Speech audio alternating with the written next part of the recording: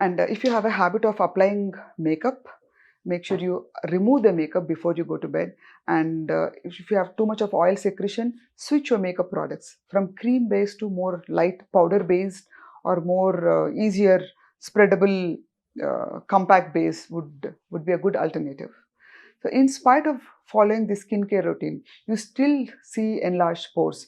You still see there is not much of difference in your enlarged pores. That is when you can consult your dermatologist.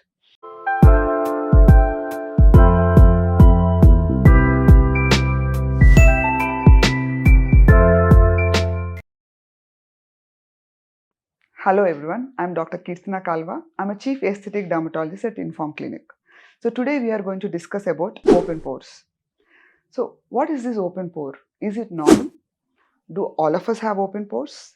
Yes, we do have open pores. In fact, we need our pores to be opened. We need pores to be opened because through this open pores only, our skin gets moistured. Our sebum, which is being secreted in the sebaceous glands, they come out through these open pores.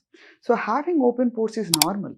But when you have open pores, when they become enlarged, we call them as enlarged pores, that is when it becomes a concern. This enlarged pores gives you appearance of as if you have pigmentation, or this enlarged pores, they actually give a false appearance that as if your texture is not good, or they give you a more aged appearance. So that is when all of us get conscious. That is when we don't want these enlarged pores. But otherwise, we do have open pores. We do require open pores for our skin to breathe, for our skin to have normal pH, for our skin to be well moistured. Okay. Now, what are the causes of these enlarged pores? First and foremost, that can be your genes. You can genetically also inherit the enlarged pores. Second, when you have too much of sun exposure, when there is a skin damage, the pores can get enlarged. When you have acne prone skin, where skin becomes very oily and there's too much of sebum secretion, there also gives you the appearance of enlarged pores. And fourth, excess massages. Many people, what they do is they think I need to go for a massage, and the excess too much of massage also will increase the circulation in your pores, and that also causes enlarged pores. Fourth, when your skin is extremely dry and chapped, that's when you have increased pore prominence. When you have hormonal imbalance, that's also when there is too much of oil secretion, and you have this enlarged pores. And when you have hair, some people have facial hair over the cheeks and over the nose. This excess facial hair also gives this enlarged pores appearance. Now, these are the causes of enlarged pores. Now, where do you see these enlarged pores? More or less, very commonly you see these enlarged pores on your forehead, on your nose, on your cheeks, and on your chin. The T-zone. That is why you notice and you commonly address saying, my T-zone is very oily, and whereas my cheeks are not that oily. Because in this T-zone is where there is an increased sebaceous gland activity. Because of this increased sebaceous gland activity, in this T area you have sebum production, and because of that you have an oily zone. So having a normal oil secretion in the T zones is actually pretty normal. That is why you have the glow. We call it as a natural glow, because the sebum is the one that gives you a very moistured look to your skin. Now, this enlarged pores you see in normal skin, enlarged pores you see in oily skin, enlarged pores you see it in dry skin. Surprising, right? So why do you see it in a normal skin? In normal skin, you see enlarged pores when there is a lot of dirt, then a lot of debris which are accumulated in your pores. That means there is not a good amount of exfoliation going on. Now, coming to oily skin, you tend to see the enlarged pores because of excess of sebum secretion. Too much of sebum secretion, that the excess of oil gets settled on your pores, and when the light reflects, it gives you the appearance of enlarged pores. Now, coming to dry skin, there is too much of chaffing, there is too much of dryness, too much of flakiness.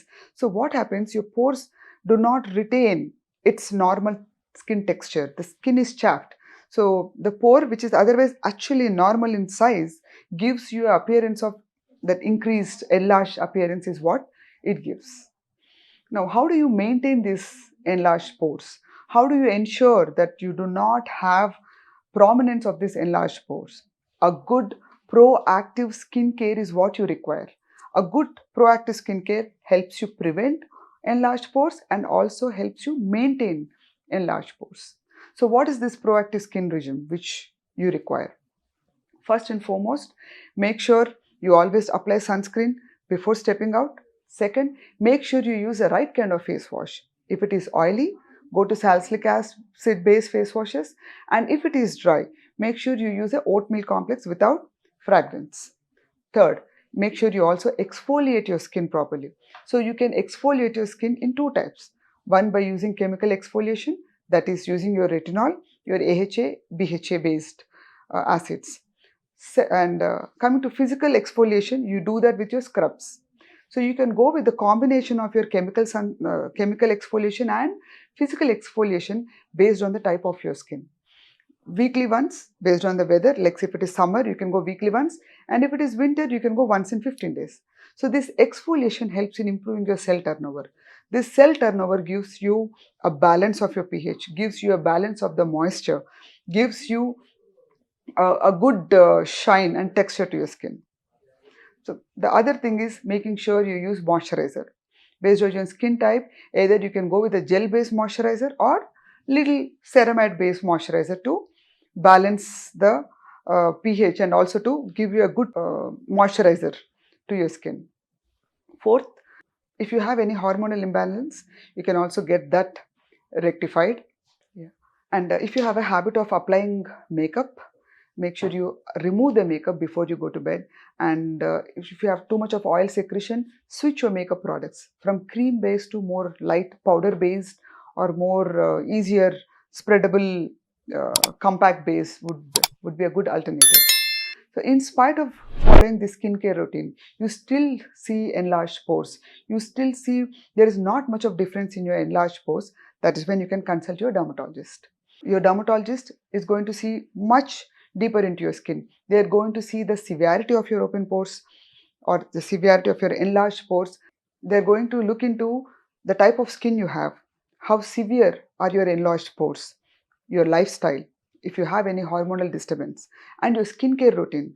How is it suiting your skin style or not? Is it damaging your skin? Is it damaging your pH of your skin? So all this, your dermatologist is going to look into it, and based on that, your dermatologist is going to give a skincare routine. So that skincare routine will have a topicals which would help you maintain. They're going to direct you how to apply these topicals, how to use, when to stop and when to restart. So these topicals are the one that will help you maintain. But if you do have very severe enlarged pores, they're also going to suggest you treatments. So these treatments include lasers. These lasers are going to bring down the prominence of your enlarged pores. So what are the commonly used lasers to decrease the enlarged pores? First is your QC-Chandiac.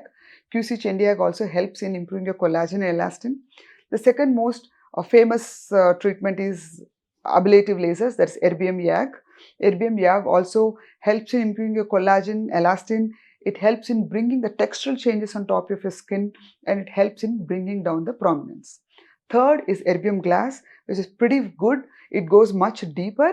It stimulates your collagen elastin fibers in a much more dense and intense kind of way. It has a very good anti-aging, and it also helps in open pores, and it works pretty good on people who have acne prone skin with open pores. Fourth most is microplasma. It works on radio frequency principle. It is very effective. It's very strong in bringing the enlarged pores, especially on the top layer. It works beautifully on the superficial layer in bringing down the size of your pores. And last, it is microneedle radio frequency. That's very commonly used, where the needles go in, they stimulate the collagen elastin along all the layers of your skin in changing the open pores. So I hope my information was enough. If you still do have any doubts, please do leave it in the comment section.